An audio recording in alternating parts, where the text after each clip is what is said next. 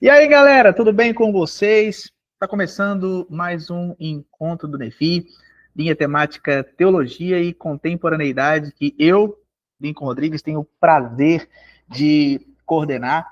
E antes de nós falarmos sobre o nosso assunto de hoje, eu quero convidar você para seguir o NEFI no Instagram, @NEFI Estudos, se inscrever no nosso canal no YouTube, Núcleo de Estudos Fé Inteligente, e também acompanhar a gente no Spotify. Então agora você pode assistir os nossos encontros tanto pelo YouTube quanto também pelo Spotify, tá bom? E se você quer fazer parte do grupo de WhatsApp dos participantes do NEFI, é só clicar no link que está na bio do nosso Instagram. Sim, galera, o NEFI, ele é uma comunidade dialogal, onde pessoas do Brasil todo se conhecem, se conectam, onde a gente discute vários assuntos relacionados à cosmovisão cristã a partir de diversas linhas temáticas: história, filosofia, arte, teologia, clube do livro. Então, não deixe de acompanhar as nossas atividades, está bem legal. E, como eu falei agora há pouco, o NEFI tem um clube de leitura. Então, se você quer participar do nosso clube de leitura, nós também temos um grupo de WhatsApp específico do nosso clube de leitura. Nós estamos lendo esse mês Como se Tornar um Cristão Inútil, do Rodrigo Bibo. Então, se você quer ler junto com a gente, é só você clicar no link que está na bio do nosso Instagram e também fazer parte do grupo de WhatsApp do Clube do Livro do NEFI. Tá bom, pessoal? Galera, indo para o assunto de hoje, eu quero conversar com vocês sobre um tema que eu gosto muito, eu gosto demais, que é missão da igreja na pós-modernidade, desafios culturais e práticas missionais. Esse tema surgiu de um artigo que eu escrevi para uma disciplina do mestrado e também compõe uma parte da minha dissertação de mestrado, onde eu trabalho a ideia de como desenvolver uma comunidade missional na pós-modernidade. Então, a gente vai conversar um pouquinho hoje sobre isso, tá? Missão da igreja na pós-modernidade. Desafios culturais e práticas missionais. Bora falar um pouco sobre isso hoje? E qual que é o objetivo desse nosso encontro? Basicamente, gente, o objetivo hoje é nós compreendermos como a igreja pode exercer sua missão no contexto da pós-modernidade, respondendo aos desafios culturais contemporâneos e encarnando o evangelho como uma comunidade de contraste. Então, a ideia desse encontro de hoje é nós pensarmos a respeito do exercício, ou melhor, da igreja participando da missão de Deus de reconciliar a criação e a humanidade a partir de um contexto pós-moderno, a partir de uma era secular, né, onde nós estamos inseridos. E para isso, nós vamos passar por 5 tópicos. Primeiro, nós vamos falar um pouquinho sobre a missão da igreja na tensão da pós-modernidade, introduzindo esse tema. Depois a gente vai falar um pouquinho sobre o encontro missional com a cultura pós-moderna e por que esse encontro missional com a cultura pós-moderna é importante e necessário. Depois nós falaremos sobre os desafios culturais atuais. Depois nós falaremos sobre práticas missionais para a pós-modernidade. E, por fim, nós concluiremos falando sobre o que a missão exige hoje, né?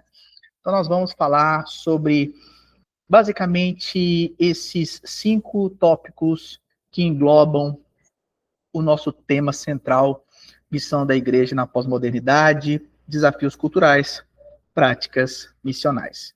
Tá bom? Então, eu já quero começar do nosso primeiro tópico, na verdade, da nossa introdução, que é a missão da igreja na tensão da pós-modernidade, né?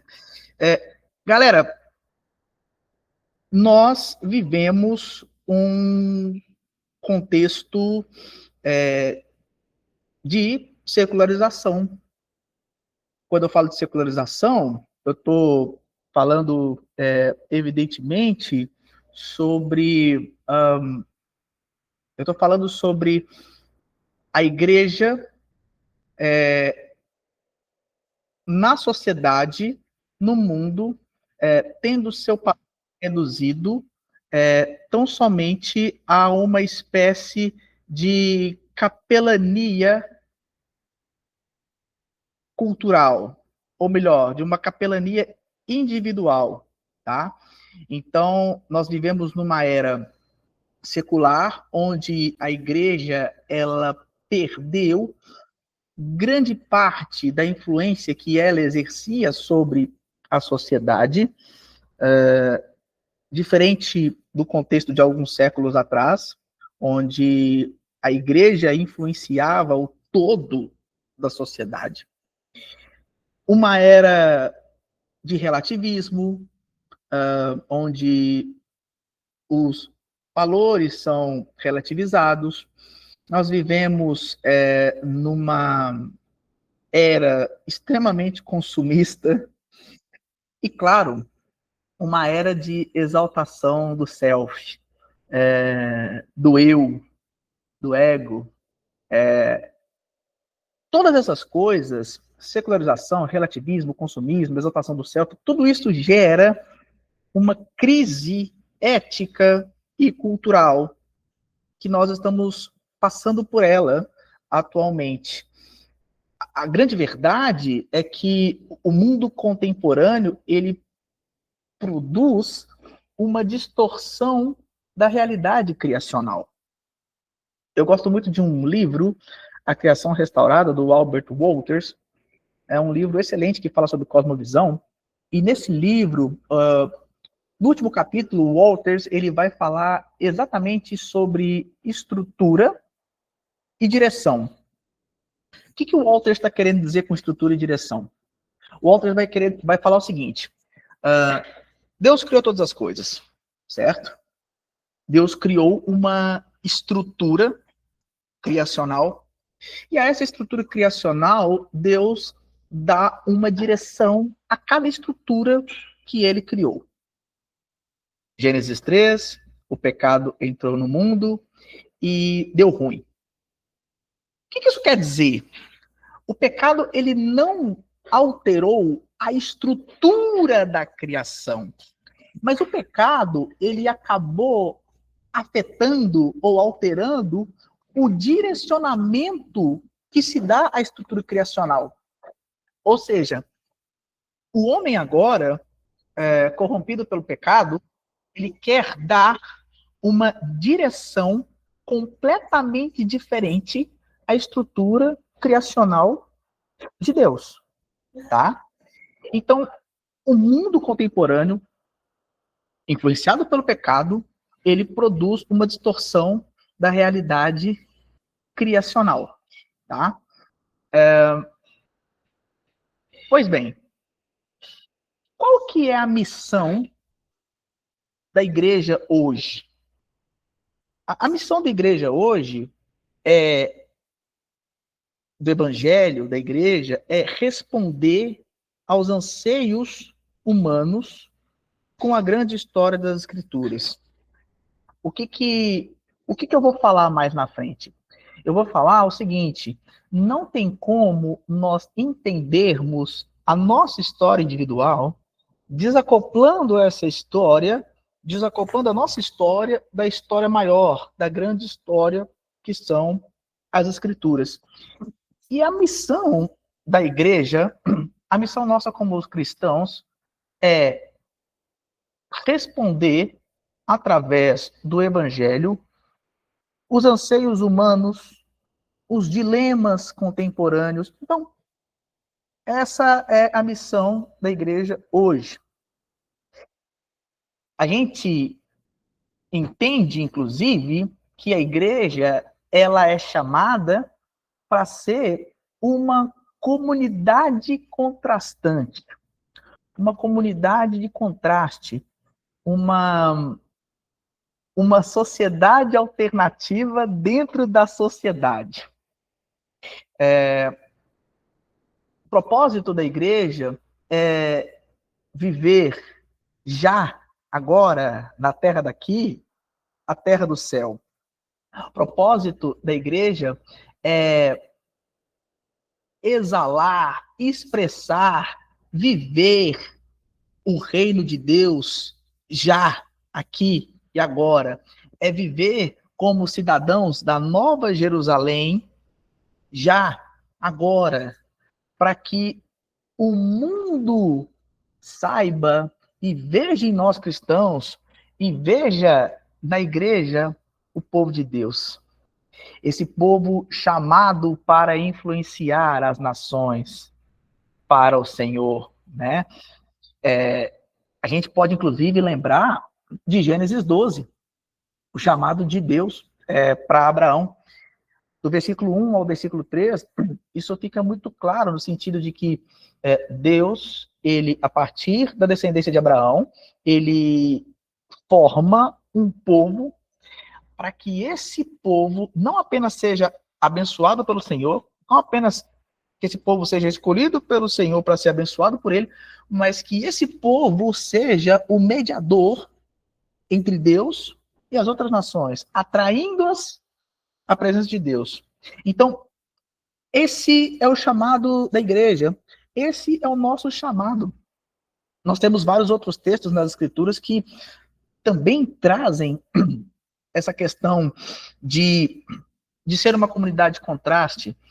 A gente pode ver Miqueias 6:8, nós podemos ver Filipenses 2:15 também falando sobre isso. Até coloquei esses dois textos como referência aí para a gente pensar sobre esse assunto, né? A igreja exercendo a sua participação na missão em meio à tensão do mundo pós-moderno, né? E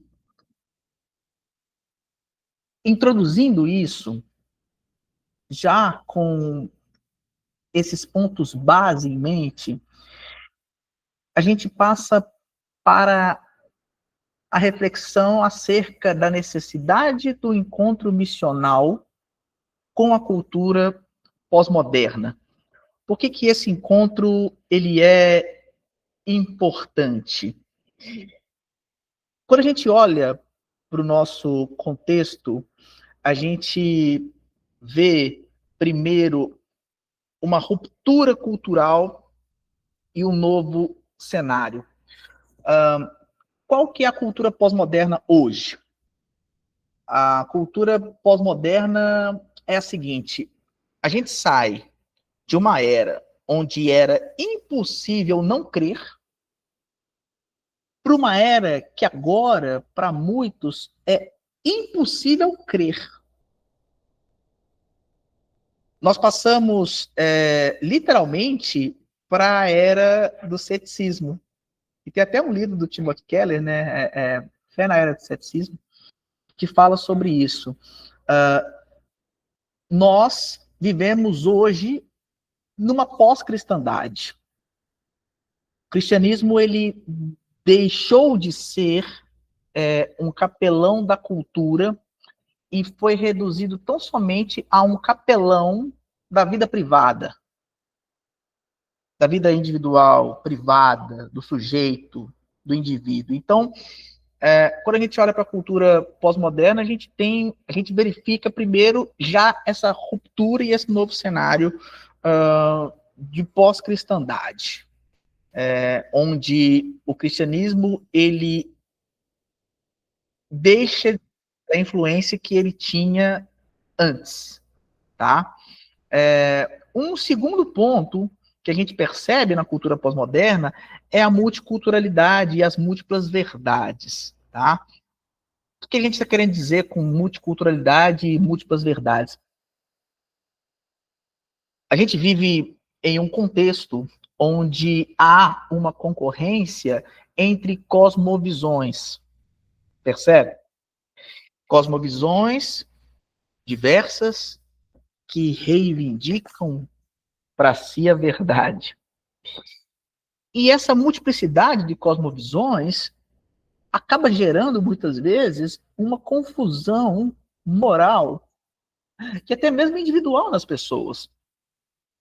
Então, é muito louco, porque o sujeito ele está vivendo no contexto pós-moderno, em que ele está numa intersecção, vivendo na intersecção de várias cosmovisões ali, sabe, movimentando em volta dele, se encontrando ali, né?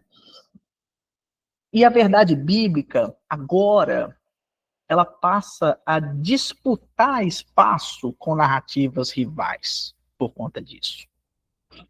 Então, há uma concorrência de cosmovisões, entre cosmovisões, e a verdade bíblica, ela agora se vê disputando espaço com outras narrativas.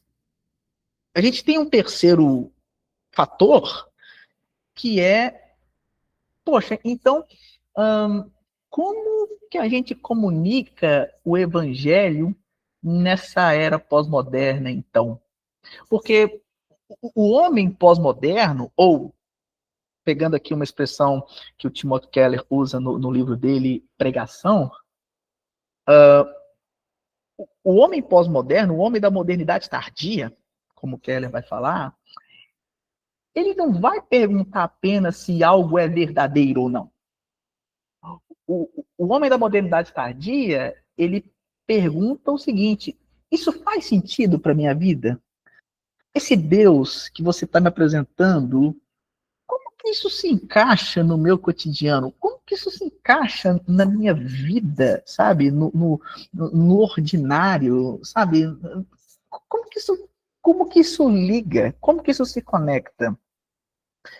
Então, esse é um grande desafio. Não tenho dúvida nenhuma disso. Esse é um grande desafio. Se o homem moderno pergunta como que o evangelho faz sentido para a vida dele, a gente constata a necessidade de responder a essa pergunta apresentando como que a história desse sujeito faz sentido dentro da história de Deus. Então, essa é a pergunta central a ser respondida ao homem da modernidade tardia, carente de sentido. Como a minha história pode fazer sentido dentro da história de Deus? Essa é a pergunta a ser respondida. E eu gosto muito, eu li recentemente um livro do Leslie Newbigin, O Evangelho em uma Sociedade Pluralista, e o Newbigin, ele vai trazer uma diferença entre pluralidade e pluralismo.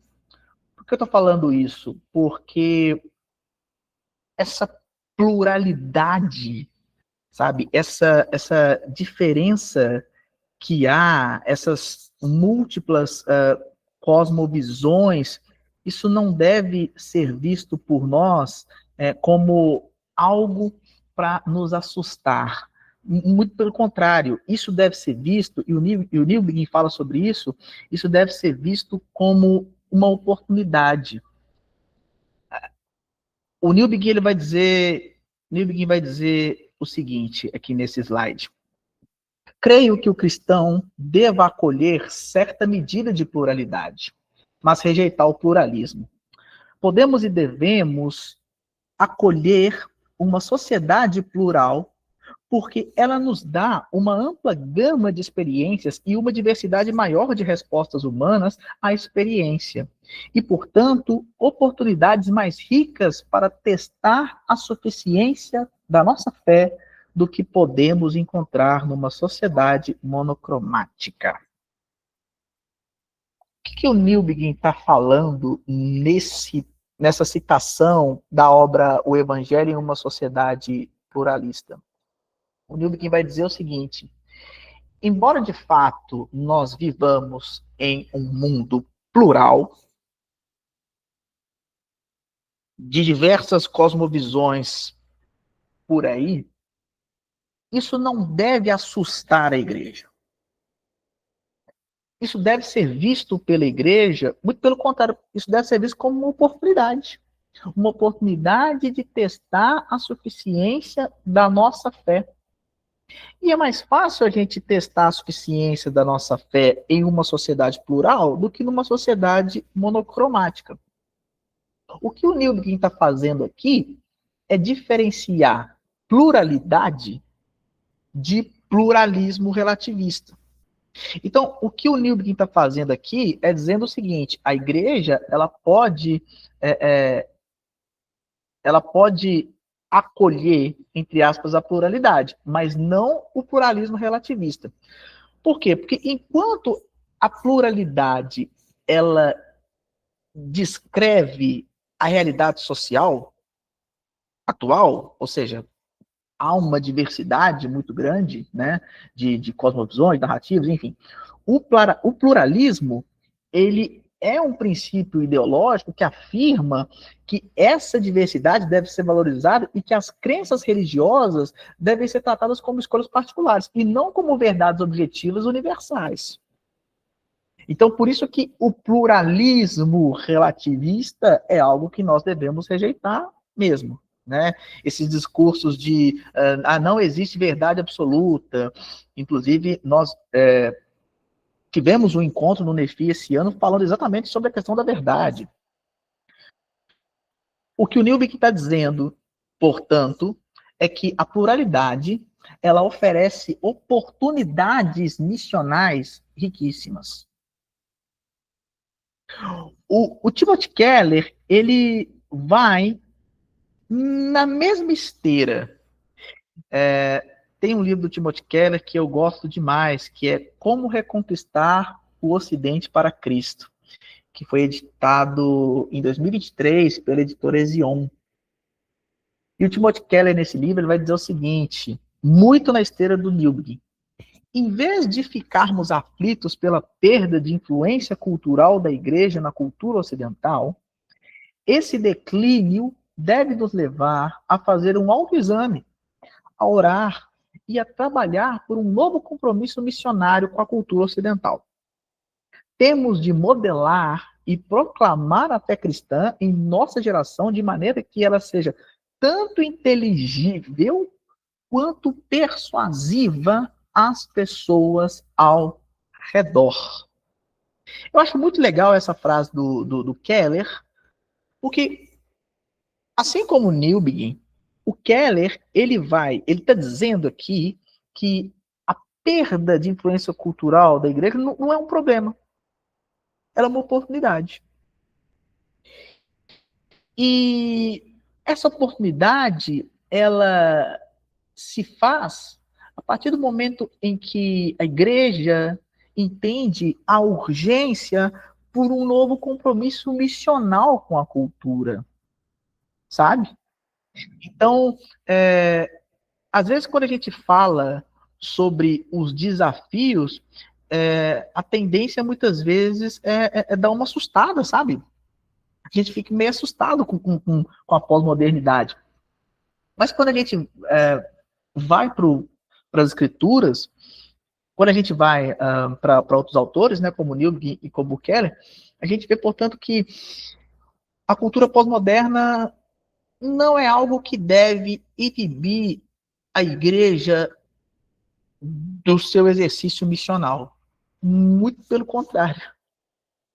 ela deve impulsionar, ela deve potencializar. E para isso, fazer com que a igreja reveja, inclusive, é, as suas práticas missionais, para que ela seja ainda mais efetiva, ainda mais eficaz na sua participação da missão. Nós estamos em uma cultura pós-moderna.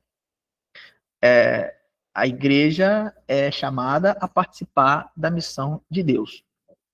Agora, quais são os desafios atuais que a gente encontra para a igreja participar da missão de Deus, sendo essa comunidade contraste? Quais desafios que a igreja vai encontrar no seu engajamento missional com a cultura? São vários, mas eu destaquei aqui apenas 3, tá? O primeiro deles, que eu fiz questão de destacar, é a cultura woke. A cultura woke, gente, a última reunião sobre essa linha temática, teologia e contemporaneidade, foi falando exatamente sobre a cultura woke. Então, se você quiser dar uma conferida, assista o nosso vídeo, tá incrível, foi uma reunião maravilhosa. Mas, para a gente resumir rapidinho, quando a gente fala de cultura woke, a gente está falando de uma tentativa de redefinir algumas noções. Por exemplo, a tentativa de redefinir a noção, o conceito de ser humano, a tentativa de redefinir o conceito de moral, a tentativa de redefinir o conceito de sociedade e até mesmo a tentativa de redefinir a linguagem. E a cultura woke, ela tem plataformas que amplificam o discurso. E plataformas importantes, universidades, mídia, artes, redes sociais. A cultura woke, ela tem, de fato, grandes plataformas para propagar esse discurso de redefinição.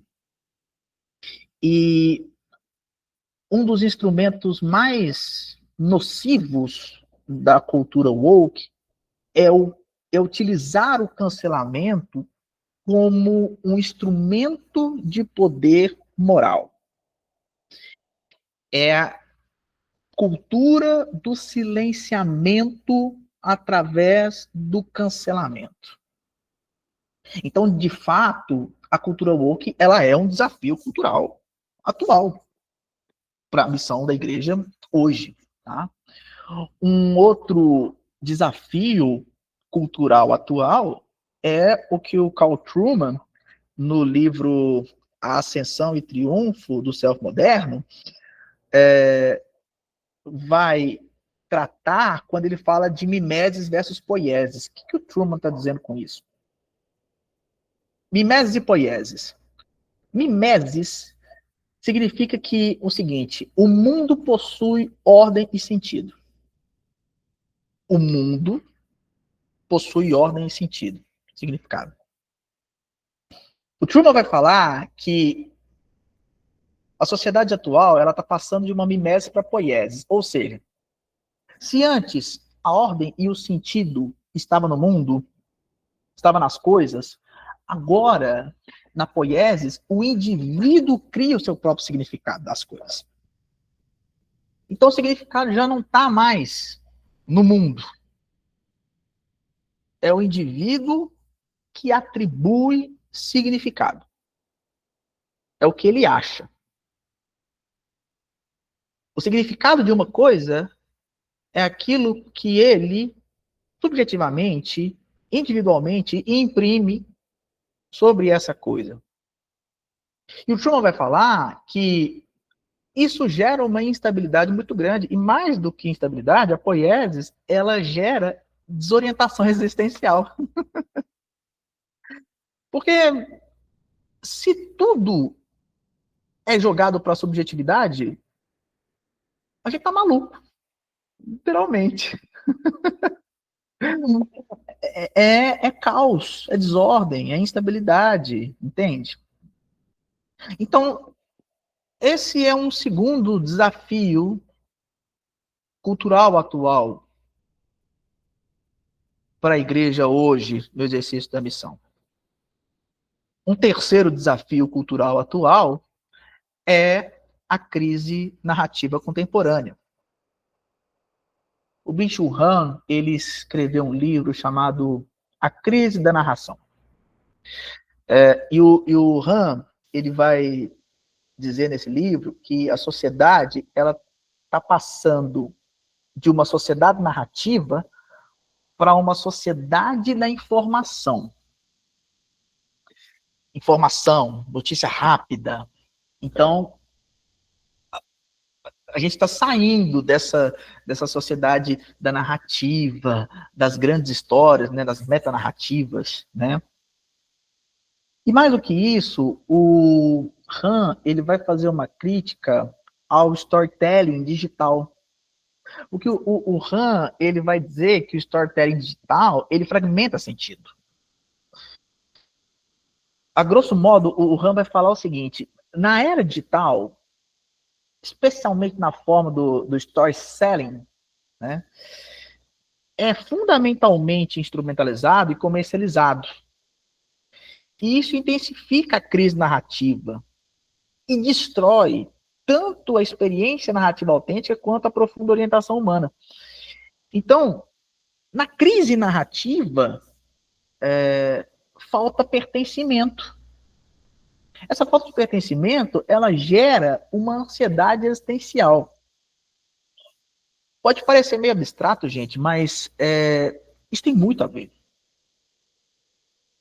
Nessa crise narrativa, as pessoas, elas são consumidoras. Elas não são participantes de uma história que dá sentido e significado, na qual elas se veem dentro dessa história maior. Porque o objetivo principal do storytelling é evocar emoções. Então, quando o Byung-Chul Han fala de story selling, é porque se você pegar a tradução do story sell, histórias vendem. E isso significa emoções vendem.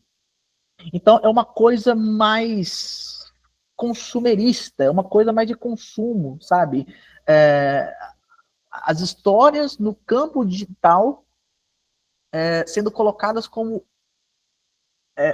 algo para vender e para o sujeito comprar. É uma relação bem de consumo mesmo, sabe?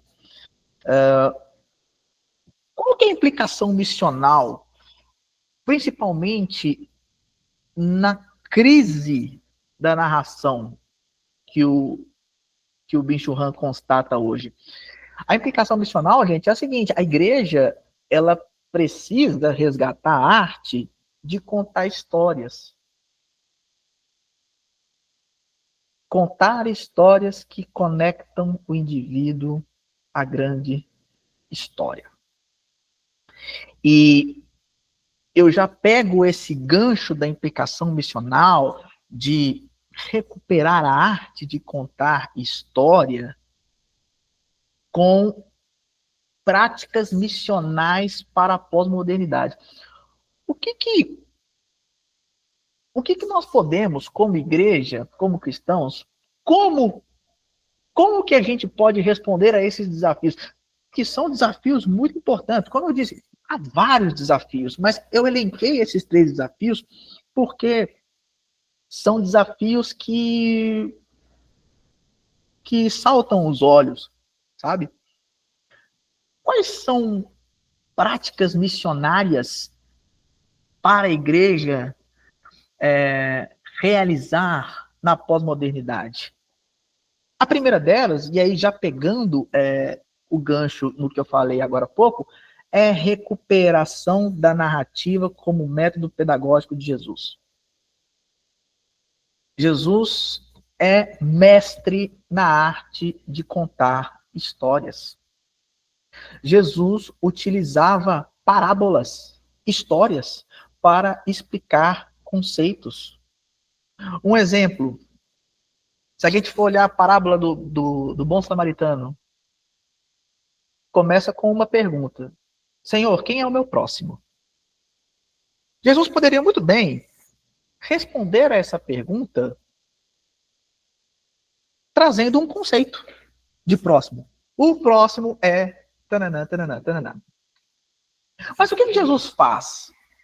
Jesus, ele começa a contar uma parábola. Jesus começa a mexer com a imaginação do ouvinte.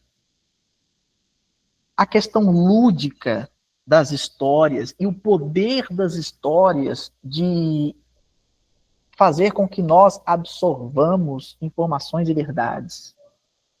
Jesus ensinava as verdades do reino através de histórias. Jesus conectava pessoas a Deus através de histórias. A narrativa cristã, as escrituras, elas oferecem um sentido totalizante para a existência. E a igreja não pode perder isso. Muito pelo contrário. A igreja, nós cristãos, precisamos voltar a comunicar o evangelho, precisamos voltar a comunicar verdade, beleza, imaginação, juntando tudo isso. Sabe? Recuperando esse método pedagógico de Jesus. E aí fica mais uma indicação de livro, A Escola do Messias, do Igor Miguel. Esse é o primeiro ponto. O segundo ponto, a segunda prática missional hoje é um evangelismo relacional e encarnacional. Todo cristão, todo, sem exceção, todo cristão deve ser intencional na construção de amizades com não cristãos. Todo cristão deve ter amizades com não cristãos. Porque pensa comigo, se o teu ciclo de amizade, 100% da galera são pessoas cristãs, a gente está vivendo uma bolha. Certo? E nós não fomos criados para vivermos nichados. Quando eu falo nichado, gente, eu falo no sentido de nós não fomos criados para viver em um grupinho, andando em bando e ficando só ali, sabe? Não. Nós fomos chamados para estarmos no meio do mundo. Nós fomos chamados para nos conectarmos com pessoas e nos conectando com pessoas não cristãs, apresentar a elas o evangelho. E apresentar comunicando o evangelho, mas se relacionando com elas. E nesse relacionamento, expressando através da sua vida o quão encarnado você está do evangelho. Sabe? Essa é uma prática missional extremamente importante na pós-modernidade. O homem pós-moderno, ele pode até rejeitar discurso religioso. Só que ele ouve amigos verdadeiros. Ele ouve as pessoas em quem ele confia. Por isso o poder das relações.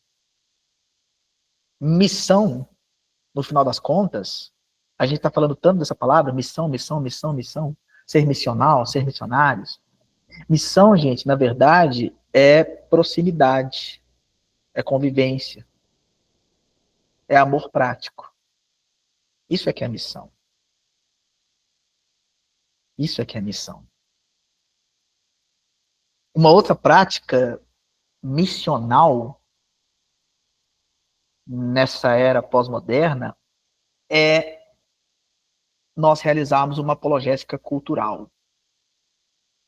E o Timothy Keller vai chamar essa apologética cultural de contra-catequese. O que é essa apologética cultural, basicamente? Primeiro, nós precisamos identificar as cosmovisões adotadas pelo homem pós-moderno. Então, qual cosmovisão o homem pós-moderno adota quando se fala de liberdade? Qual cosmovisão norteia o homem pós-moderno quando o assunto é ética? Qual cosmovisão norteia o homem pós-moderno quando o assunto é sexualidade? Então, a gente precisa identificar isso. Mostrar, além disso, além de identificar as cosmovisões adotadas pelo homem pós-moderno, faz parte da apologética cultural também mostrar onde a narrativa secular é falha. E não só mostrar onde a narrativa secular é falha, mas demonstrar como Cristo é o cumprimento de todos os anseios humanos. Então, contra a catequese, que o Keller vai dizer, é você desconstruir ídolos, desconstruir deuses falsos, apresentando a verdade do Evangelho. E como o Evangelho destrói as falsas narrativas. Então, isso é uma apologética cultural. Isso é contra a catequese, como o Timothy Keller vai trazer. Né? Um exemplo disso, né? A cultura promete liberdade absoluta. Liberdade absoluta. Tá. Tudo bem. Ah, vamos viver a liberdade absoluta. Só que essa liberdade absoluta, ela resulta em sofrimento. Ela tem resultado em instabilidade. Ela tem resultado em ansiedade. Que liberdade é essa? O Evangelho, e somente o Evangelho, gente, promete liberdade em Cristo.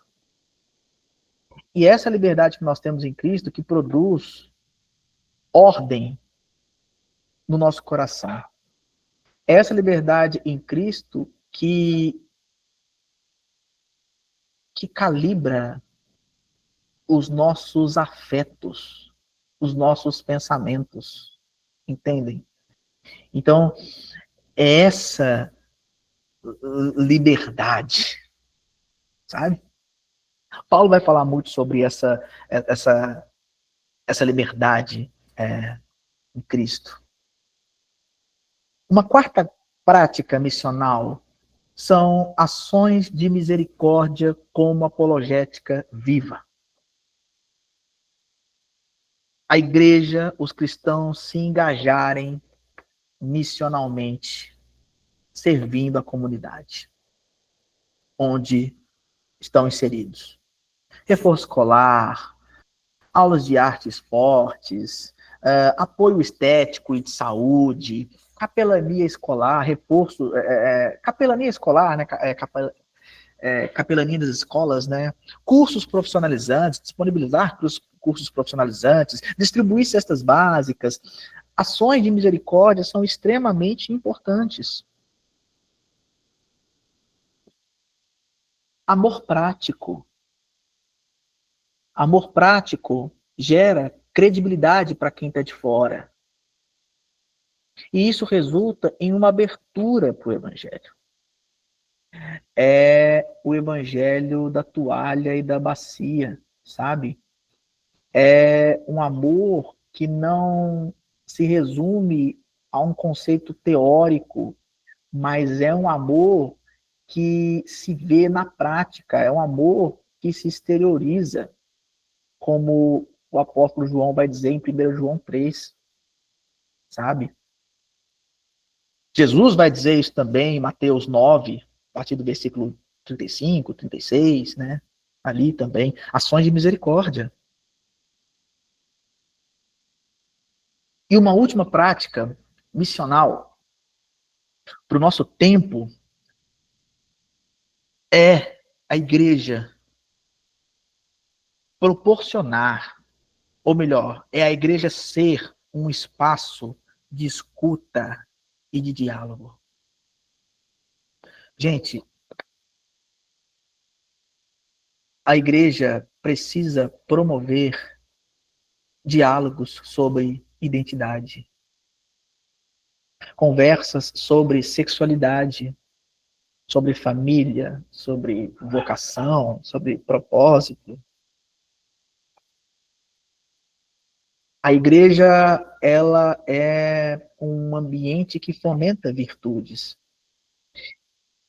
E não apenas virtudes espirituais, mas também virtudes morais, virtudes intelectuais. E a partir do momento que a igreja entende que ela é uma incubadora de virtudes, a partir do momento que a igreja entende que ela é um espaço que fomenta virtudes e que esse é o seu papel, e não apenas virtudes espirituais,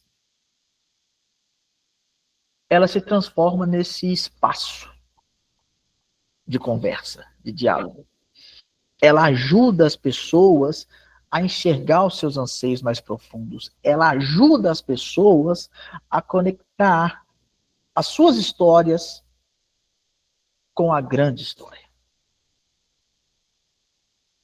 Então, é muito importante que a igreja seja um ambiente que promova essa conversa, sabe? Que a igreja desenvolva a ideia do Schaeffer mesmo com Labrie, né? De ser um espaço de ouvir perguntas honestas e procurar responder honestamente essas perguntas, sabe? A igreja precisa ser esse espaço, precisa ser esse ambiente, tá? Isso é muito importante, muito importante. O que, partindo para o final já, o que a missão exige hoje, então? Se a gente puder fazer um apanhado aí de tudo que a gente expôs até o momento, o que a missão exige hoje? Primeiro, exige entender que, embora o cenário atual é sim desafiador, ele é uma oportunidade missional. Segundo, a missão exige hoje que a igreja haja como comunidade escatológica, que aponta para a nova criação, que viva a nova Jerusalém já, aqui e agora, como se já estivesse na nova Jerusalém. A missão exige hoje uma resposta real, ou melhor, respostas reais ao vazio existencial contemporâneo pelo Evangelho. Apresentando como o Evangelho responde a esse vazio existencial do homem contemporâneo. A missão, na pós-modernidade, ela exige análise cultural, narrativa, apologética, serviço compassivo e, acima de tudo, gente, encarnação da fé. Encarnar mesmo as escrituras, encarnar o evangelho, sabe? Van Hooser vai vai falar muito sobre isso no Drama da Doutrina. Uma sociedade que encarne o Evangelho, que viva o Evangelho.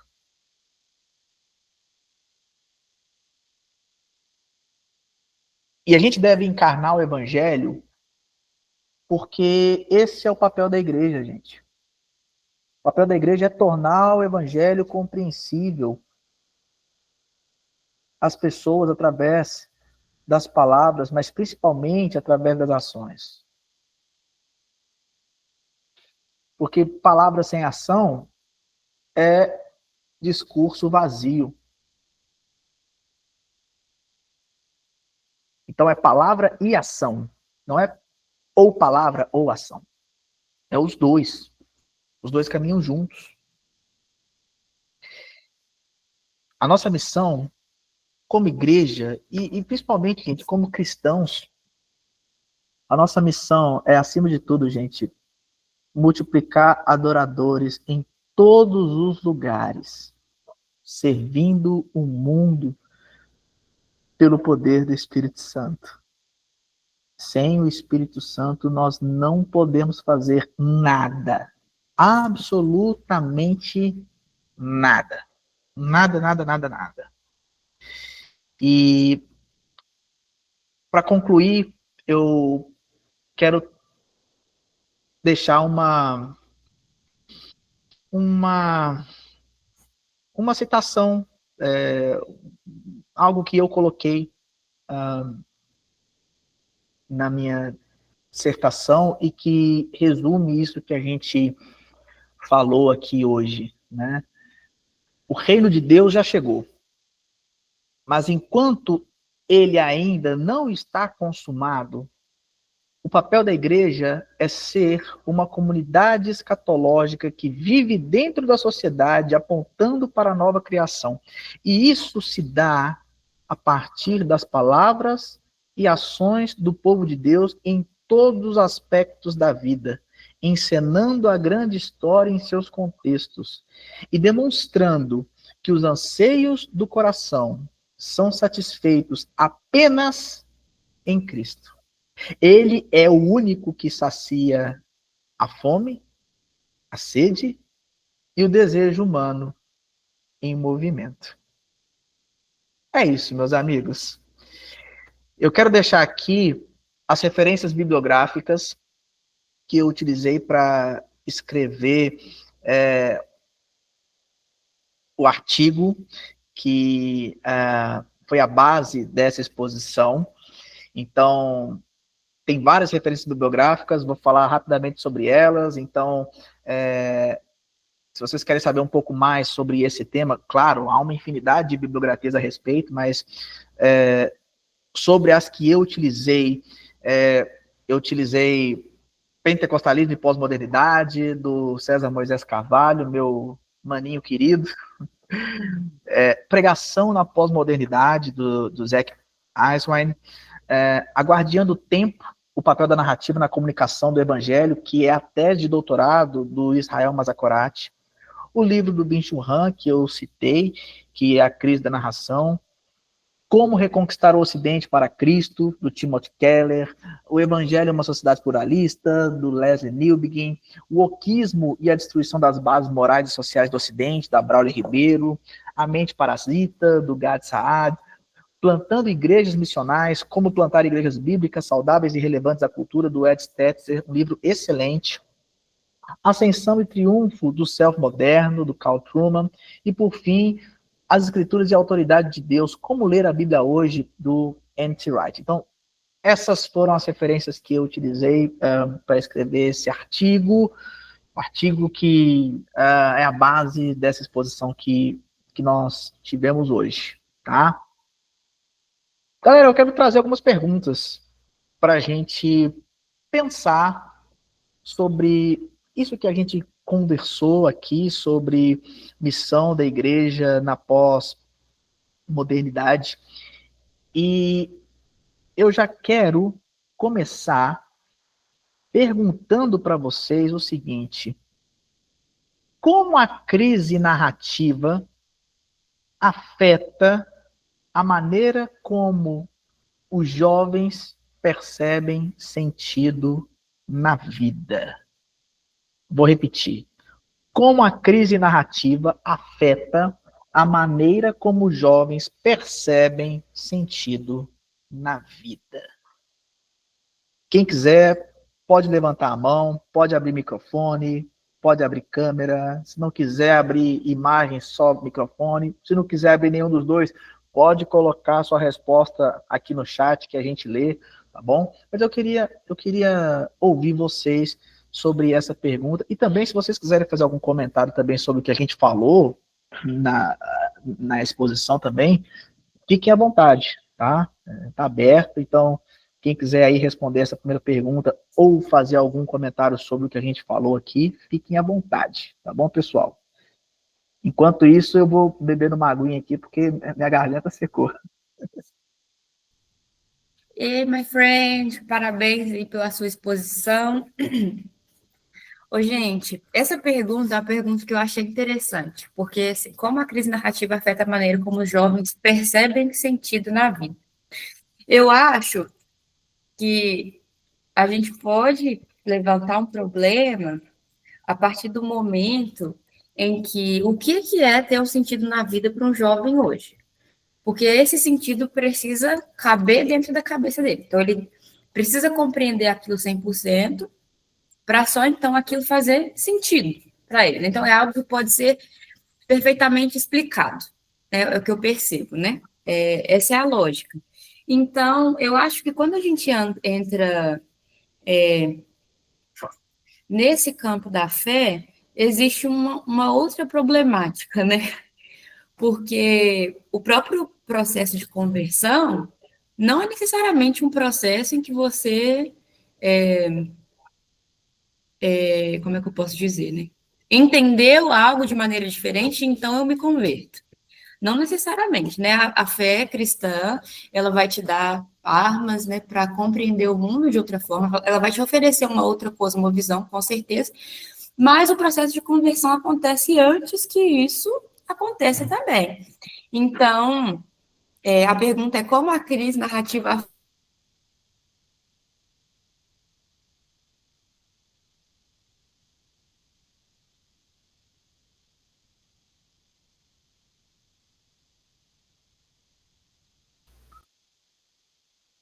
Ficou mudo para mim aqui, gente. Para vocês está mudo também? Eu acho que ela caiu. Para mim também. Acho que a conexão da Manu caiu aí. Nossa, caiu. Acho que caiu. Eita. Ela já tá. Ah, tá. Manu tá falando aqui. A luz acabou, gente. Lá. Oh, meu Deus. Justo na hora. Ai, meu Deus do céu. Enquanto ela vai tentando voltar, Luciano, meu querido. Boa noite, Lincoln. A paz do Senhor. Parabéns aí, viu? Tá repreendido o inimigo lá na energia da casa da Manu, em nome de Jesus. E, assim, tu disseste uma coisa sobre liberdade, que eu acho que hoje em dia está muito presente, né, na vida dos jovens. Eu não acho que seja algo exclusivo do nosso tempo, acho que desde das comunidades hippie lá em 1970, esse negócio da liberdade ficou muito forte, né, entre a juventude.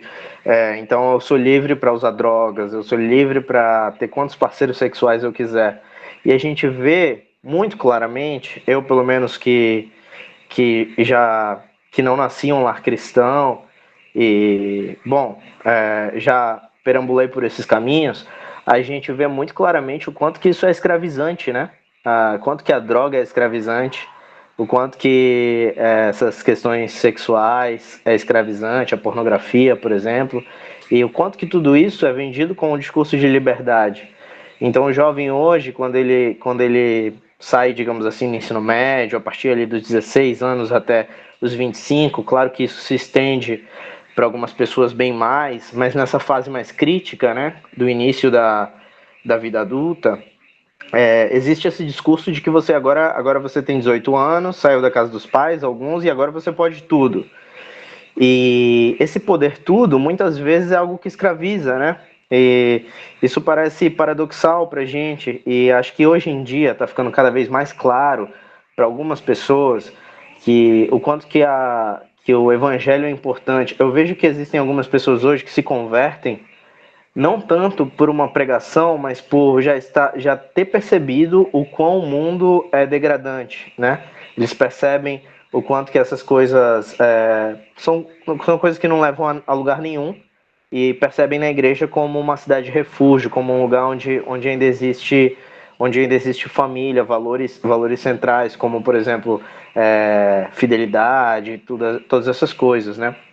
Então, eu acho que a igreja pode oferecer isso para as pessoas, né? Eu creio que está muito ligado hoje o conceito de família. A gente vê, né, aqueles memes que diz que nossa bisavó teve 11 filhos, a nossa avó teve 10, teve, sei lá, 7, a nossa mãe teve 2, aí a gente tem um cachorro, o cachorro é castrado. Então, cada vez mais a sociedade está indo para esse lugar de não querer ter filhos. Eu digo sociedade fora aqui, né, da igreja, assim, o mundo está cada vez mais indo para esse lugar de não querer ter filhos, de querer uma liberdade no sentido de abaixo ao casamento e todas essas coisas. E eu creio que a felicidade real, ela não, essas pessoas que buscam felicidade nesses outros lugares, nessa liberdade que o mundo propõe, elas nunca vão encontrar. Eu posso dizer por experiência própria, não vou encontrar jamais liberdade nesses lugares. E eu acho que algumas pessoas já estão conseguindo perceber isso, mesmo sem a gente ter que ir lá e dizer que é o único lugar que existe liberdade em Cristo. Eu acho que algumas pessoas já conseguem perceber que no mundo a liberdade não existe. E aí quando chega alguém para dizer que, olha, eu conheço um lugar onde existe liberdade, aí existe já um solo fértil que está preparado para a semente do evangelho ser plantada e eclodir. Então, acho que hoje em dia esse contraste entre liberdade e escravidão está cada vez mais claro. E Jesus disse que ia ser assim, né, de um ponto de vista escatológico. Ele falou que no final dos tempos muitos trairiam, que a maldade aumentaria e os desejos, que os homens seriam mais amantes dos seus próprios prazeres do que, de outras coisas. Então, a gente tem visto isso, e isso tem aumentado o contraste entre uma coisa e outra. Eu acho que, para finalizar, acho que basta a gente também só não ser chato, né? A gente tentar não ser chato de falar, olha, nós sempre estamos certos e vocês não sabem de nada. E se a gente não for chato, a gente pode apresentar essa liberdade real para essas pessoas que estão procurando, no fundo, serem felizes, né? E só vão encontrar essa felicidade em Jesus, de fato. Cara, muito bom isso que você falou. Gostei principalmente do final, quando você fala sobre a questão da liberdade e acima de tudo, sobre algumas pessoas ainda tentarem fazer um evangelismo do medo, saca? Querendo impor a fé cristã, querendo ganhar a pessoa meio que na imposição, sabe? No medo da coisa. E esse contraste de fato que você colocou, cara, muito bom, muito bom. É isso mesmo. Manu, my friend, tá aí. Fiquei curioso para ouvir. A hora que você ia responder, caiu. Gente, desculpa. Caiu a luz do bairro. Mas voltei. Até perdi o fio da meada. Você já mudou de pergunta ou continua na mesma? A mesma? Na verdade, eu estava só refletindo mesmo sobre a compreensão das coisas, né? Porque eu acho que existem, igual você falou, né? A questão missional da igreja é responder às questões do século, e entendo que também existam perguntas honestas e que nós devemos estar preparados para respondê-las e tudo mais, mas também trazer o contraponto, né, de que existem questões que eu acredito que não seriam respondidas, ou talvez, se respondidas pela igreja, não seriam aceitas em sua totalidade. Então, também trazer essa ideia, né, de que por mais que a igreja ela tenha uma resposta para o problema da humanidade, existem algumas questões que a igreja não vai abarcar completamente, né? Questões que não serão compreendidas, questões que talvez as respostas cristãs, vamos dizer assim, não façam sentido. E eu gostei da forma como você direcionou a pergunta, porque ela está falando exatamente disso, né? De onde você vai encontrar um sentido, né? Então, eu percebo que hoje, como você falou, não sei se foi o Tim Keller que falou, ou se foi um outro autor, as pessoas não estão interessadas em saber se aquilo é verdade ou não, e sim se aquilo faz sentido para a vida, ou seja, se é cabível. Isso faz sentido para a minha vida? Eu conseguiria caminhar com essa verdade, né? Então, eu acho que esse problema, ele é um problema mais complexo nesse sentido, né? De que não temos aí todas essas respostas prontas, e acho que a gente precisa, de fato, de uma humildade para compreender que existem questões que vão ser levantadas, que vão levantar um nível de complexidade muito grande, e que, como eu disse, né, as respostas prontas, ou enfim, elas não seriam aceitas de imediato. Então, não acho, porque às vezes eu percebo que se tem a pretensão de que é possível ganhar o mundo, ou ganhar as pessoas, através dessas respostas que a igreja poderia elaborar.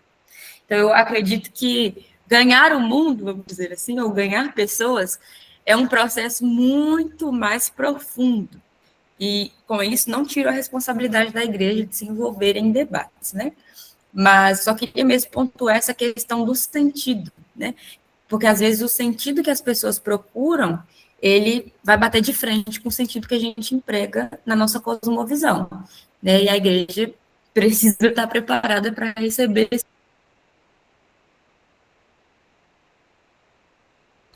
Sim, total, my friend. Total, total. Adorei. Adorei sua resposta. Muito bom. Taylor, Israel, meus amigos, querem também participar aí dessa primeira pergunta, comentarem sobre ela, ou a gente pode passar para a próxima?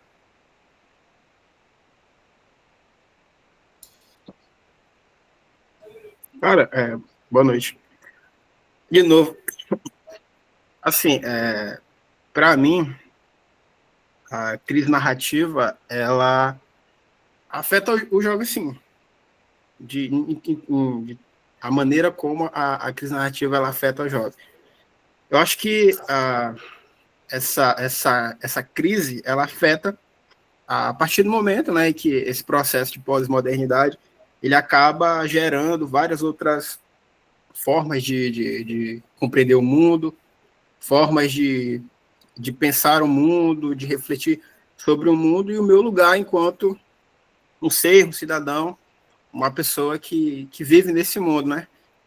O que eu vejo nessa questão é justamente a relação com que a Emanuele falou aí no final, sobre a questão de não isentar a igreja dos debates.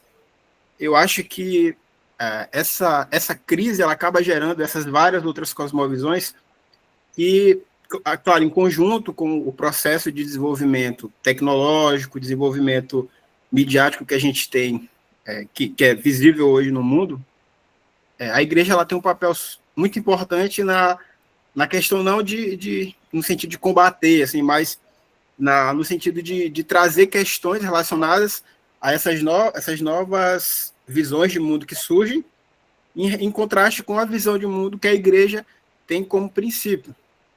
O que eu percebo, claro, no meu contexto, né? Observando o meu contexto e tal, a mídia na internet, a gente observa muito, por exemplo, a igreja, pessoas que são da igreja, representantes da igreja, discutindo entre si. Tipo, pessoas da mesma linha, se eu posso assim dizer, discutindo entre si na questão da mídia. Isso acaba influenciando na forma como o jovem, ele observa o mundo. E observando essas várias vertentes que é jogada assim, na internet, principalmente, isso acaba gerando uma dúvida, né, nessa juventude. Além das várias correntes ideológicas que vêm surgindo, correntes que são contrárias ao que o evangelho, aos princípios que Jesus ele prega, a gente ainda tem pessoas que fazem parte dessa mesma linha, né? Eu costumo dizer que não são, mas que fazem parte, que representam essa comunidade, brigando entre si sobre vertente A, vertente B.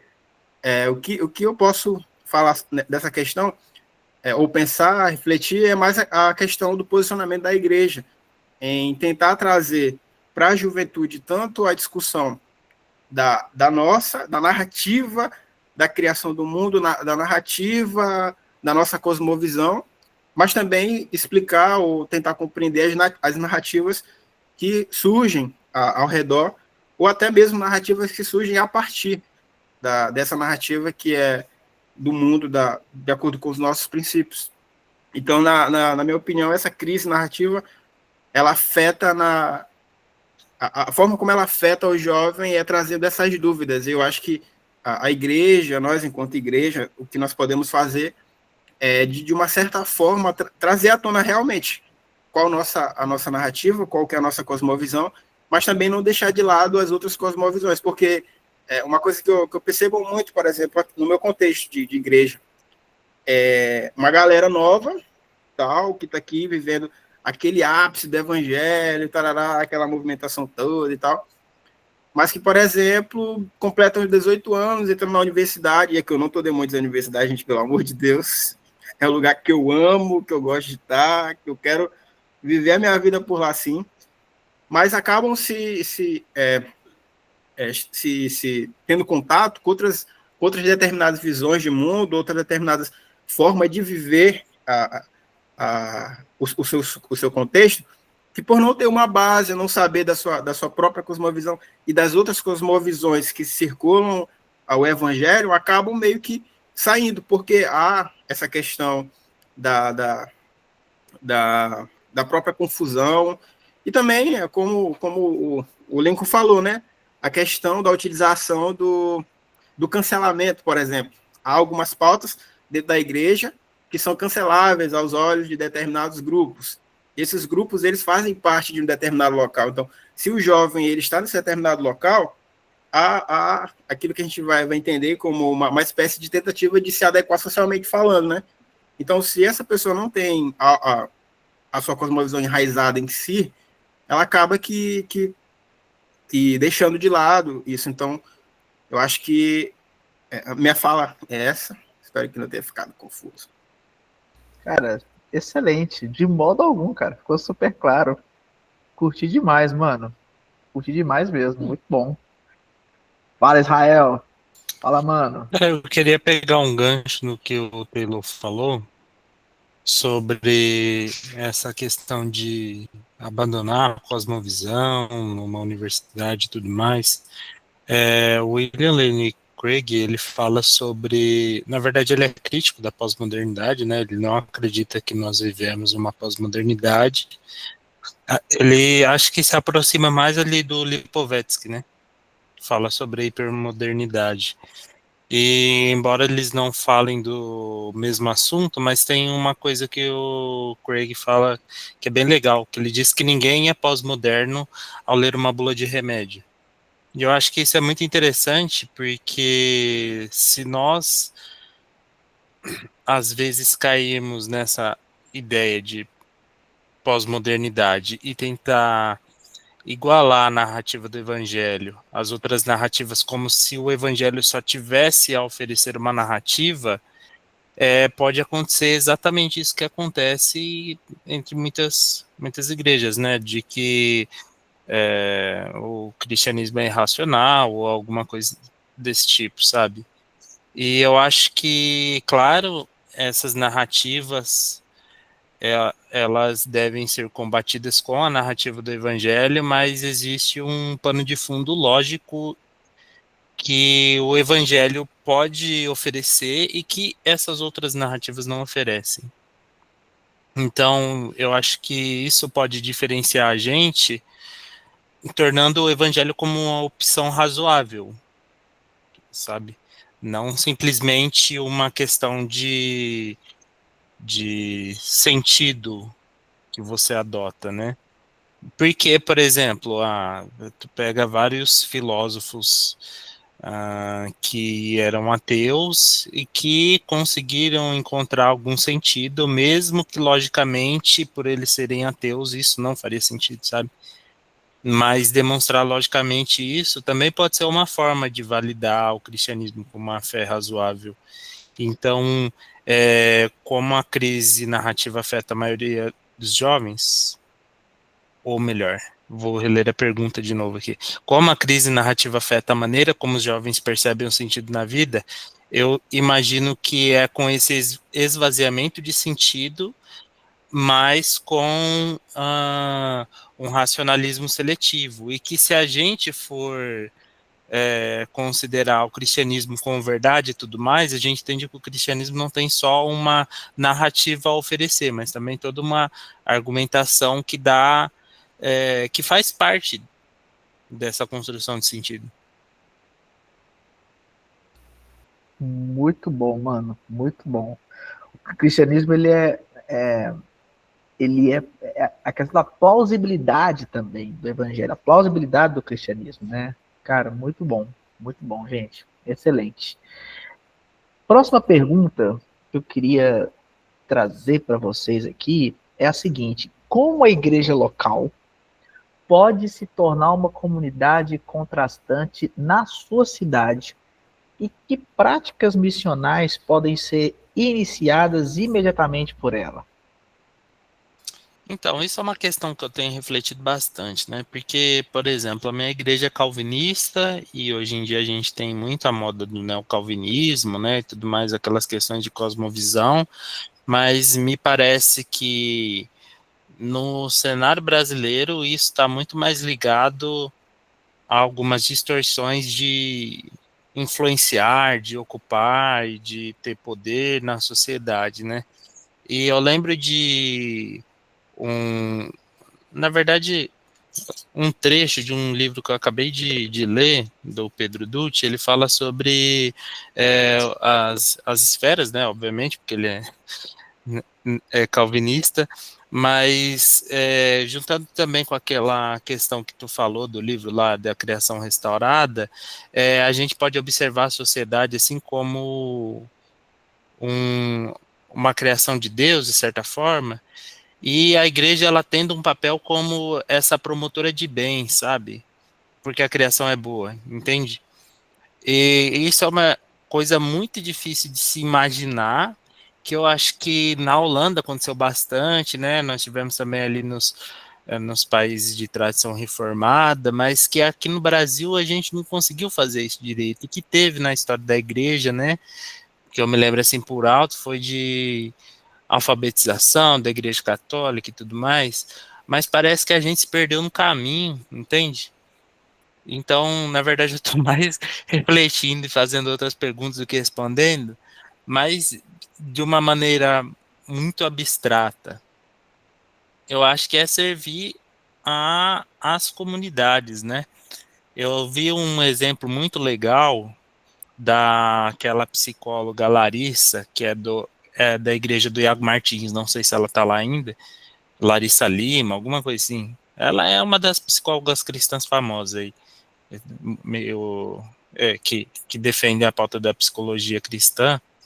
E eu lembro que uma vez ela postou que na igreja dela eles fazem shows tipo com músicas seculares mesmo. Aí tipo chama uma banda e tem um show musical lá, obviamente nada depravado, imagino, mas que nesses shows, geralmente, o pastor, no final, faz uma reflexão sobre as letras das músicas e tenta falar sobre o sentido da vida e tal, tudo isso que a gente comentou sobre narrativa, né? Eventualmente pode trazer até alguma coisa mais racional ou então mais apelativa, mas o fato é que a igreja dela faz uma coisa muito legal, que é servir cultura, né? E, de certa forma, isso por si já é uma coisa valiosa. Então, acho que isso é uma prática missional importante, se inserir na cultura e promover a cultura. Cara, muito bom isso que você trouxe. E eu entendo que é uma prática missional inteligentíssima, mas eu entendo que em algumas igrejas essa prática ela é quase impossível, dependendo da tradição. Porque tem a questão muito do escandalizar, né? Essas coisas e tal, enfim. Mas, cara, eu acho que, de fato, é preciso mesmo essa... Poxa, tu precisa entender a cultura em que você está inserida. Até porque pensar que a cultura onde nós estamos inseridos não vai influenciar em nada a igreja é muita inocência, gente. É muita inocência. A cultura, ela influencia. Inclusive a vida da igreja. Afinal de contas, a igreja é composta de pessoas, gente. Nós somos influenciados pela cultura em que nós vivemos. Isso é fato. Então, quanto mais nós entendermos a cultura e utilizarmos a cultura como um instrumento de evangelização, como um instrumento de engajamento missional, e essa ideia das bandas, e depois pensar sobre as letras a partir da ótica do evangelho, cara, sensacional, sensacional. Eu acho uma excelente alternativa. Excelente alternativa. Fala, Luciano. Excelente essa ideia também, eu achei, de Israel, Lincoln. É uma pena que eu pensei a mesma coisa que tu. Meu pastor nunca permitiria, eu seria apedrejado se eu trouxesse essa ideia na reunião de líderes. Mas eu acho que faz super sentido. Tem uma música do Legião Urbana que ele cita 1 Coríntios capítulo 13, se eu não me engano, que é só o amor, né? Que acho que, cara, ele tá citando a Bíblia, a música, ela é um texto bíblico, como que não poderia ser cantado numa igreja, né? Tem uma do Jota Quest também, que tocou muito depois da pandemia, que é Dias Melhores para Sempre, né? Que acho que tem tudo a ver com essa temática escatológica que Jesus nos incentiva a trazer para o mundo, né? Mas, infelizmente, acho que essa é uma prática que tem um limite tênue ali, né? Onde é fácil também cometer equívocos, erros, dependendo da escolha da playlist. Na minha igreja, infelizmente, acho que eu não vou ver isso. Enfim, mas para responder a pergunta, eu acho que eu concordo super com Israel que a gente se perdeu no meio do caminho. Essa é a mesma sensação que eu tenho. E para citar aqui, eu não sei se incomoda alguém eu citar um líder religioso de uma outra religião, né? Mas tem um guru indiano que se chama Sadhguru, que ele tem uma frase que me chama muita atenção. Ele fala que no mundo moderno as pessoas estão mais interessadas em arrancar os seus espinhos do que fazer crescer rosas novas. E eu acho que a igreja está muito interessada nisso. Ela está interessada em arrancar os seus espinhos, quando na verdade o que ela deveria fazer é se preocupar com as rosas. Porque, por exemplo, aquela história de quando o irmão sai da igreja, falar, naquela igreja tem só gente que faz isso, aquilo. Gente, a igreja vai ser um lugar de gente imperfeita, não vai ter uma igreja que seja perfeita, então não tem como a igreja tentar ser esse lugar onde não existe fofoca, onde não existe um irmão que entra em conflito com outro irmão. Enfim, a gente não tem que tentar ser uma igreja assim, eu acho, e a gente tem se esforçado para isso, eu acho.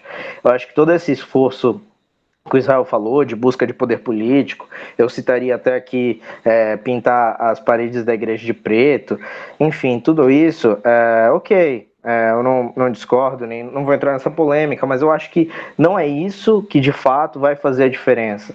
Eu acho que o que vai fazer a diferença é florir, né? E esse florir seria, numa linguagem mais bíblica, seria frutificar, né? Seria demonstrar os frutos do Espírito, que eu acho que aí nesse caso tu respondeu já a pergunta, dando várias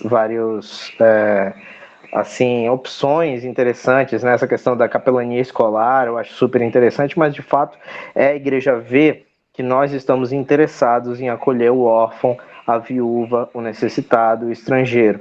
Eu acho que a igreja tem se preocupado pouco com isso, muito pelo que o Israel falou, dessa preocupação por busca de poder político, e vão nos confundir com gente de outra que pensa diferente e tal, e vota em outro candidato.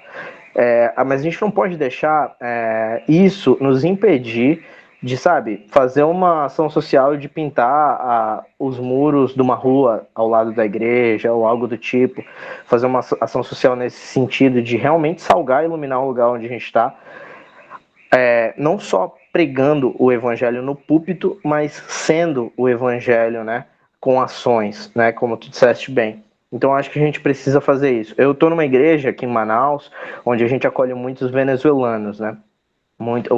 Esse êxodo venezuelano passa muito por Boa Vista, chega até Manaus para ir até o sul do Brasil. E a nossa congregação, meu pastor é venezuelano, e a nossa congregação tem se notabilizado por receber esse povo, né, que vem de lá. E eu acho que as pessoas olham pra gente de uma forma assim, nossa, esse é um lugar onde as pessoas que precisam podem ir, sabe? E já foi outras pessoas lá precisando de outras coisas que não eram venezuelanos, mas que entenderam que aquele era um lugar que estava apto para servir pessoas que precisavam de ajuda. Enfim, acho que a igreja tem que... acho que é o caminho de a gente buscar mais florir do que arrancar os nossos espinhos.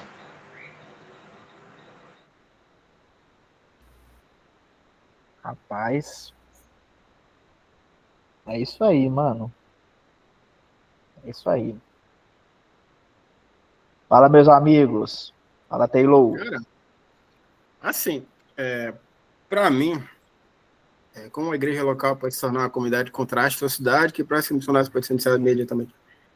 Assim, tem uma coisa que eu já venho pensando há um tempinho, né? E que às vezes me causa irritação, né? A igreja sair de dentro da igreja. Vou formular minha frase. Tipo assim, eu acho que, pelo menos no meu contexto, a minha igreja, ela tá muito fechada em si, tipo, tem as suas programações, tal, semanal e tudo mais, acabou as programações, foi. Acontece uma coisa diferente aqui, outra ali, bem esporadicamente e tal. O que eu vejo, assim, como práticas para que a igreja pode iniciar é justamente ir para a comunidade, assim, abraçar a comunidade, se tornar uma igreja da comunidade mesmo, no sentido de pensar no evangelho não só para os momentos de celebração, os momentos em que os irmãos eles vão se reunir ali e tal, no templo, tem todo aquele processo, vai a pessoa que não é cristã, no culto visitar e tem uma palavra direcionada, aquela pessoa super bem recebida. Só que acabou o momento, não acontece mais nada. Eu acho que a igreja, ela poderia, né, ser um pouco mais na comunidade. Dentro da igreja, a gente tem professores, a gente tem pessoas da área da saúde, por exemplo. E eu não falo assim de a igreja realizar ações sociais, não nesse sentido, mas a igreja dá assistência mesmo para a comunidade, demonstrar para a comunidade que, voltando para aquela questão do que é passado na grande mídia, né, que a igreja não é esse palanque de várias manifestações, de brigas, de escândalos e etc. Mas que a igreja também ela pode ser uma igreja que abraça a comunidade, que quando um senhorzinho ali está passando por uma necessidade, por exemplo, ele precisa de alguma assistência, ele pode contar com a igreja, ele pode contar com determinados irmãos, ele sabe que aquela igreja vai ajudar ele naquele sentido, sem querer assim nada em troca, mas só pelo próprio prazer de viver em comunidade. Também trazer, por exemplo, questões que envolvam tanto o pessoal da igreja, né, quanto o contexto mesmo daqueles que não fazem parte, como, por exemplo, aí eu falo já do meu contexto, trazer pautas para dentro da igreja que estão relacionadas com o amar ao próximo, como, por exemplo, o racismo. Por exemplo, eu li um livro outro dia acho que é Jacira, eu esqueci o sobrenome dela, mas é o Estigma da Cor, o nome do livro.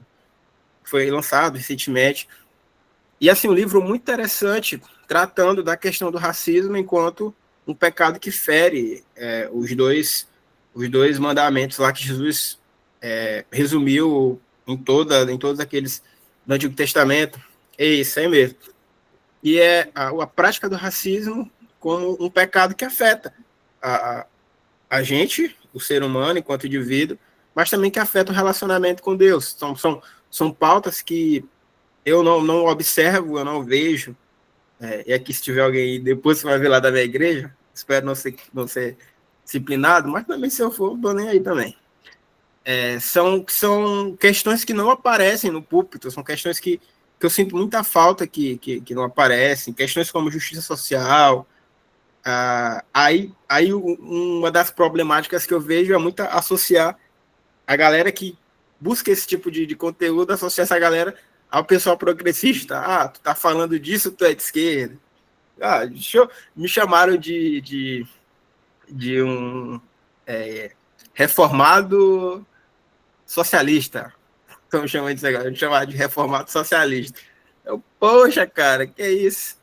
Eu acho que seria muito interessante trazer essas pautas que são importantes para dentro da igreja. O cuidado com a mulher, o cuidado com a criança e tal. Essas questões que estão relacionadas com o cuidado do próximo em si. Então, eu acho que são questões que poderiam entrar na igreja assim, de forma bem assim, imediata. Exatamente. Tipo, a sustentabilidade ambiental, várias questões assim que podem estar relacionadas, o bullying, várias questões assim que é colocado para o lado da galera progressista ali, o que eu acho que deveria fazer parte dessa questão da igreja. Então, resumindo tudo, a igreja para mim ela poderia ser, no meu contexto, claro, uma igreja mais a comunidade, mais aberta às pessoas, a ajudar a discutir questões que são relevantes, são interessantes para viver mesmo em comunidade, enquanto pessoa, né, civilizada. Excelente, mano. Aí, Taylor, manda aí o nome da tua igreja que eu vou mandar esse vídeo pro teu pastor. É doido. Cara, sensacional isso que tu disse, porque é muito comum, infelizmente, e até por uma influência dualista, tá? Essa questão do igreja-mundo, sabe? Essa coisa de não, a gente não se mistura. E na verdade, gente, biblicamente falando, isso não tem respaldo nenhum. A igreja, ela existe para comunicar o evangelho, para servir as pessoas, expressando o amor, sabe? Então, não faz sentido uma igreja se fechar em si mesma, sabe? Isso é completamente louco. Nos cultos, nós nos reunimos para adorar ao Senhor, para nós sermos alimentados pela palavra de Deus, para nós sermos encorajados e aconselhados uns pelos outros a partir da palavra. Mas é da porta para fora da igreja que nós fazemos missão. A gente não faz missão dentro da igreja. Não. Dentro da igreja a gente cultua. É da porta para fora que a gente de fato faz missão. É no trabalho, é na escola, é na universidade, são nos nossos outros círculos sociais em que nós estamos inseridos ali. É ali que a gente faz missão. E a igreja precisa entender isso, sabe? A igreja quer servir a comunidade. A gente chegou a essa conclusão agora, mas por onde começar? Quer saber o que a tua comunidade precisa? Cara, começa a andar pela tua comunidade. Começa a andar pelas ruas do bairro. Faça uma pesquisa, inclusive, sabe? Comece a bater de casa em casa e perguntar o que você acha que ou quais são as necessidades do bairro? O que você acha que o nosso bairro precisa? E como você acha que a igreja pode ajudar a atender as demandas do bairro, da comunidade, da cidade, sabe? É a igreja precisa entender o conceito de igreja para a cidade, que o Timothy Keller vai trabalhar na igreja centrada, sabe? Uma igreja para a cidade. Uma igreja que busca a paz e a prosperidade da cidade, como a gente vê no texto de Jeremias 29, do 5 ao 7 ali. Precisa entender isso. Né? Então, sensacional esse ponto que você trouxe, Taylor, porque, infelizmente, é uma realidade de muitas igrejas e é uma mentalidade que necessita ser transformada. Tá? Galera, última pergunta para a gente finalizar, já caminhando para o final. Queria ouvir de vocês o seguinte: como comunicar o evangelho de forma significativa a alguém que não acredita em metanarrativas?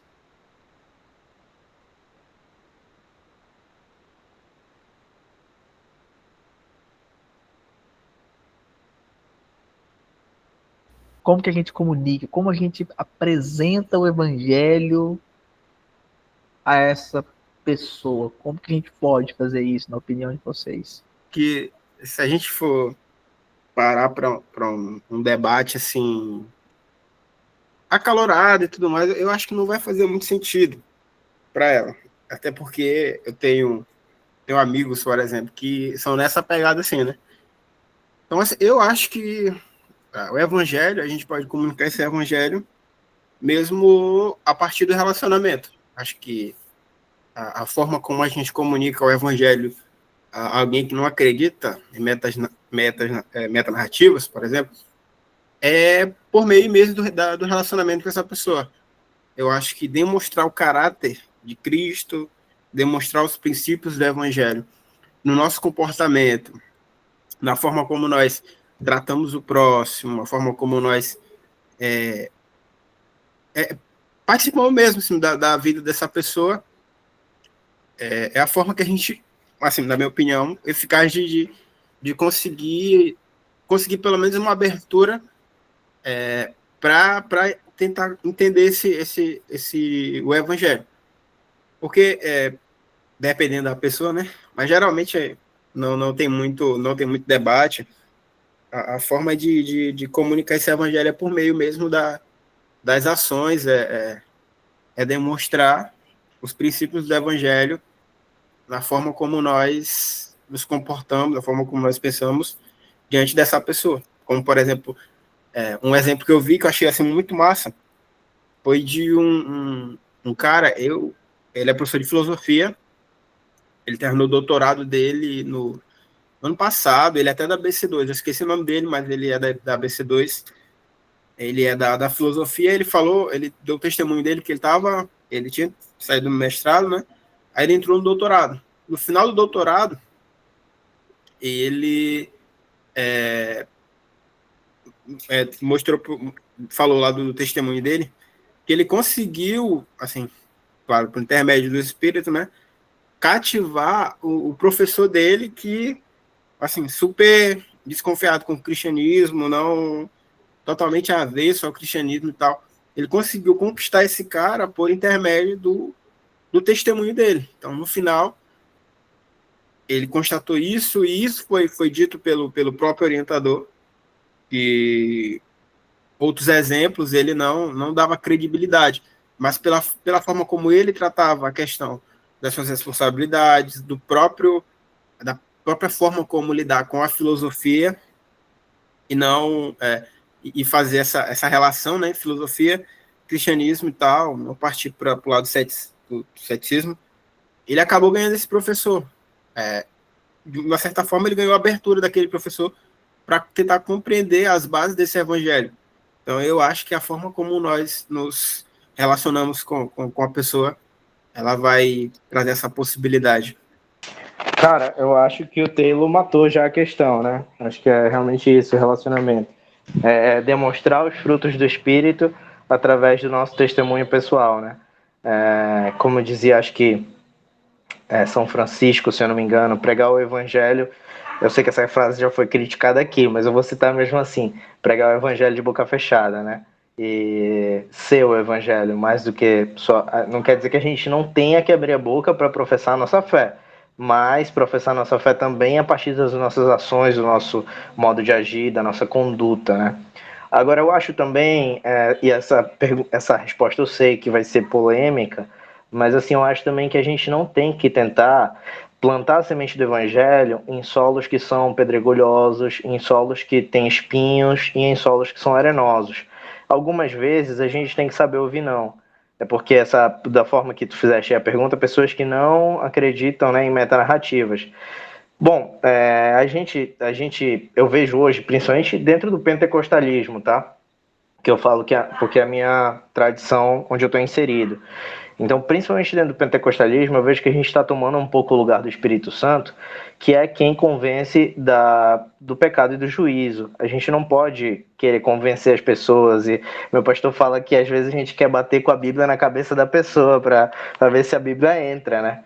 E a gente tem que parar de ser assim, eu acho. Acho que algumas vezes a gente tem que saber ouvir não, no sentido de que fazer o nosso trabalho, fazer o nosso papel, ir até onde a gente pode ir, mas se a pessoa não aceitar, a gente claro, continua orando, estou tentando ser bem assertivo para não cair em nenhum problema aqui, mas o que eu estou querendo dizer é que eu acho que vale mais a pena a gente tentar achar os solos férteis. Se a gente achou um solo que é pedregulhoso, buscar em outros solos onde que tem um solo fértil para a semente do evangelho florescer e frutificar, do que a gente ficar insistindo com um único solo pedregulhoso. Eu sei que isso é complicado, eu sei que existem várias questões, né, nisso aí que eu estou falando, mas a gente tem que seguir querendo, a gente não pode achar que 100% das pessoas para as quais nós viemos a pregar serão convertidas. Nesse sentido, a gente tem que saber ouvir alguns nãos e, a partir desse não parar. Continuar pregando para as outras que irão dizer um sim. Não para a gente, mas para Jesus. E não deixar esse não nos abater a ponto de parar de pregar o evangelho para os outros. Falar assim, todo mundo aqui tem coração duro, não adianta mais eu falar de Jesus, porque aqui o pessoal não ouve. Não. Uma pessoa falou não, lá na frente outra pode falar sim. Você não quer, meu amigo, tudo bem, eu entendo. Não chegou a sua hora ainda, vou orar para que o Espírito Santo lhe revele no seu coração. Trabalhe nesse solo para que ele venha ficar fértil. E vou trabalhar ali com outro irmão que certamente ali eu encontrarei uma porta. Certamente em algum momento nós encontraremos uma porta aberta. Então a gente tem que seguir batendo, porque ela certamente se abrirá. Maravilha, mano. Gente, meus amigos, é isso. Gostei demais do nosso encontro de hoje, gostei demais das contribuições que vocês deram aqui. E se você está assistindo a gente pelo YouTube ou pelo Spotify, deixe seus comentários aqui embaixo. A gente também quer saber o que você pensa a respeito de tudo isso que a gente conversou hoje aqui no nosso papo, tá bom? Galera, mais uma vez, não se esqueçam de se inscrever no nosso Instagram, @NefiStudos, e também, aliás, seguir a gente no Instagram, @NefiStudos, se inscrever no nosso canal do YouTube, Núcleo de Estudos Pé Inteligente, e também no Spotify, Nefi, tá bom? Fiquem ligados no Instagram e principalmente do grupo de WhatsApp dos participantes, tá? Para vocês ficarem por dentro aí da nossa agenda de encontros, tá bom? Mês de dezembro tem encontro do Nefi, então fiquem ligados que daqui a alguns dias a gente já vai divulgar nossa agenda de encontros no mês de dezembro, para nós fecharmos 2025 com chave de ouro. Beleza, pessoal? Galera, muito obrigado a vocês. Deus abençoe a todos. Até o nosso próximo encontro. Tchau, pessoal. Fiquem com Deus.